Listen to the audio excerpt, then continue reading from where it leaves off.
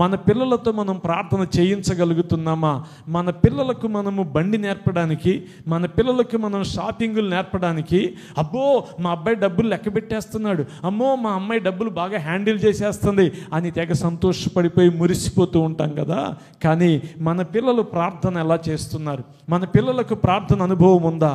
అదే తల్లిగా యునికే తన కుమారుకి నేర్పించింది. ఇంకొక మాట చూడండి, ఫిలిప్పీ పత్రిక 4వ అధ్యాయం 6-7 వచనాల్లో పౌలు భక్తుడు ఫిలిప్పీ సంఘంతో చెప్తున్నాడు, ఊరికే చింతిస్తూ కూర్చోవాకండమ్మా, మీ చింత యావత్తు దేవుని మీద వేయండమ్మా అని ఒక ఆత్మీయ తండ్రిగా తన పిల్ల సంఘానికి, ఫిలిప్పీ సంఘానికి జైలు గోడల్లో నుంచి బయట ఉన్న వారికి ధైర్యపు మాటలు చెప్పాడు. ఏమి నేర్పించాలి తల్లిగా మీ పిల్లలకు అంటే, పిల్లలు ఒకవేళ దేంట్లోనైనా ఓడిపోతే, మార్కులు తక్కువ వస్తే, లేక ఎవరితోనైనా పోటీపడి అందులో ఫెయిల్ అయితే వారికి జీవితం ఇది ఆఖరిది అన్నట్లుగా బాధపడుతూ ఉన్నప్పుడు వారిని మనం అక్కర్లా, this is not the end of your life, ఇది మీ జీవితానికి ముగింపు కాదు, ఈ ఓటమి నీకు ఒక స్టెప్పింగ్ స్టోన్గా మార్చుకో అమ్మా, అంతే తప్ప కృంగిపోవద్దు అని పిల్లలను మోటివేట్ చేసే తల్లులుగా మనం ఉండాలి.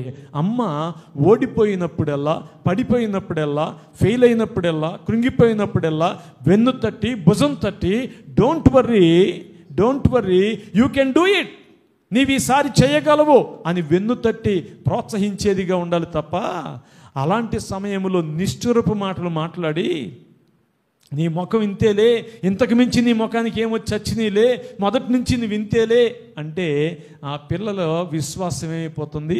విరిగిపోతుంది, ధైర్యం చచ్చిపోతుంది. అందుకని అంటున్నాడు, మీరు దేని విషయంలో చింతించక్కర్లేదు, నీకు ఏది కావాలన్నా నేనున్నాను, దేవుడు ఉన్నాడు అని ధైర్యం చెప్పండి, చింతించబోకండి.